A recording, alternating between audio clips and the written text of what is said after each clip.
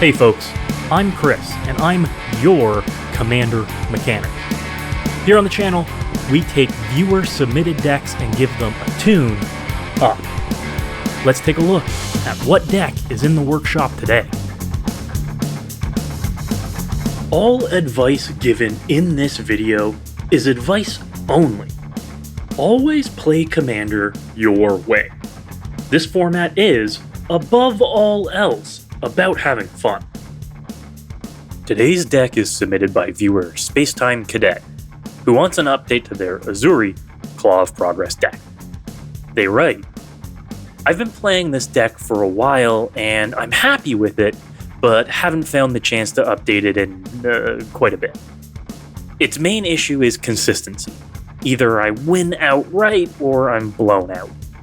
Infinite combos are okay, and budget is not an issue." Ezuri Claw of Progress is a great story-based legendary with a great history from his beginnings in Scars of Mirrodin to the new form he takes today. Released in the 2015 Commander product, Ezuri is an experience counter-based commander. His ability grants you, the player, with experience counters that determine how many +1/+1 counters you get to place with his triggered ability at the beginning of each combat. He lacks any other abilities apart from these, so he's not exciting unless he has friends. Be careful, his triggered ability can't target himself. You've got a great mix of cards in the deck to begin with.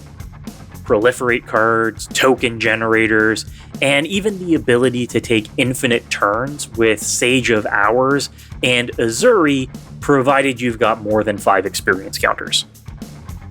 But it looks like you haven't added anything new since Guilds of Ravnica. There are some recent and more modern cards that can slot right into this deck pretty flawlessly. We'll want to make a few cuts to make room for some more mana ramp in the 1-cost spot, since it helps get you to your more important 3-cost spot earlier. A late-game Birds of Paradise is never a dead draw in a deck like this, because it gets you an experience counter and can be an evasive outlet for +1/+1 counters. Your control and draw packages are pretty light, so we'll need to strike the right balance between creatures that give you experience counters and utility spells. Since your last update of the deck, we've had some really good creatures come out that slot right into Ezuri's playstyle. Evolution Sage's Proliferate can grow your experience counters as well as +1/+1 counters whenever you play a land. Incubation Druid starts netting you a lot of mana as soon as you get a single +1/+1 counter on it. And Nadir Kraken gets you repeated value and experience counters for every card you draw. Older creatures like Thrumming Bird, which can repeatedly proliferate, are evasive bodies for counters and are good considerations as well. Blighted Agent just begs to have a handful of counters put on them in order to start killing opponents with infect damage. And Pure, Imaginative Rascal, can serve as a second copy of Hardened Scales, which nets you an additional +1/+1 counter. The one standout new addition you should track down is Ikoria's legendary artifact, the Ozolith. Ozolith? Ozolith. This is everything you want to support Ezuri. It means that a creature being removed with counters on it can bank those counters. And unlike Ezuri's own trigger, this can help bulk up Ezuri to survive combat or damage-based removal if he needs to. Do note that the Ozolith moves all counters onto a single creature though. no picking and choosing. This also leads to some weird corner cases where you can get some pretty strange counters on creatures that can't really use them. I'm looking at charge counters, or in some cases, even loyalty counters. It's an odd card. There are some great options for additional utility available too.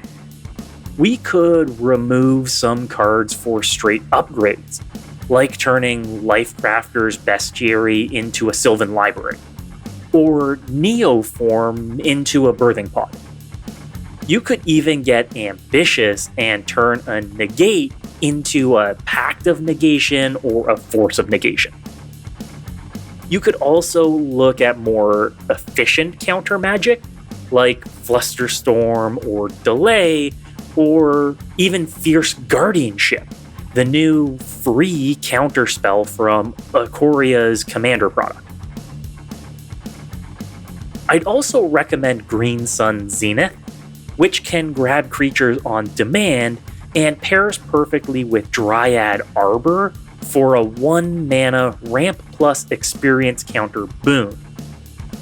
Court of Calling is also a fine choice for grabbing surprises at instant speed, using your smaller creatures to convoke, and Finale of Devastation can not only function as a tutor, but once you build up enough mana, functions as a win con as well.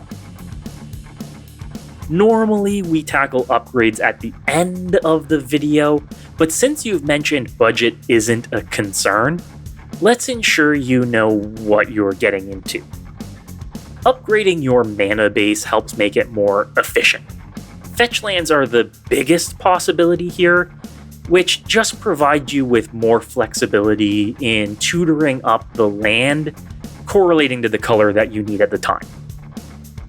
There's also Ancient Tomb, which can help get you to a turn 2 Ezuri with the help of a mana dork or a mana rock.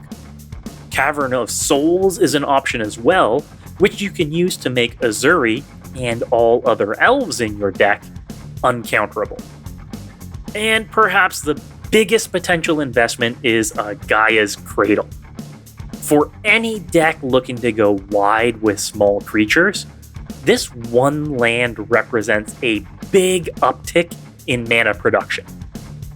You could also consider the very expensive counter spells like Force of Will or Mana Drain to turn the deck up to 11. And, well, no one who has a mana crypt would ever say no to putting it into a deck that they want to power up. With all of this in mind, I've put together my tune-up. We've put in some new creatures with a focus on proliferation, some creatures that make better use of +1/+1 counters, and some more, let's say, pricier pieces from a power level perspective. I just hope you're trying to proxy some of these cards. They can represent a big investment. With all of this put together, of course, we're looking at your deck representing a jump in power level.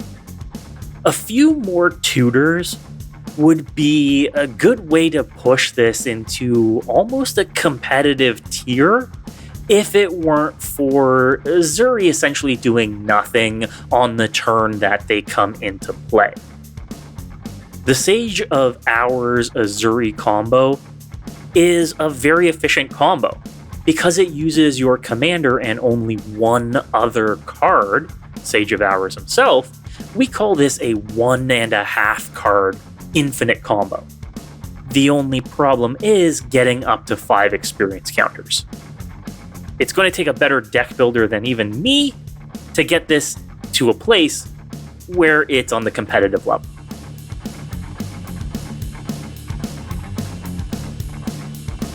As always, keep in mind that Commander is about having fun your way, and all of this is just advice.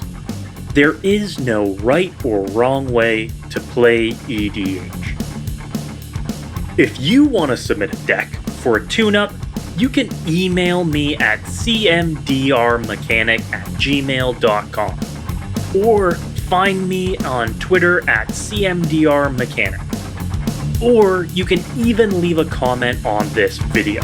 I'll read them all. Be sure to like this video and subscribe for more tune-ups. Until next time, good luck and have fun.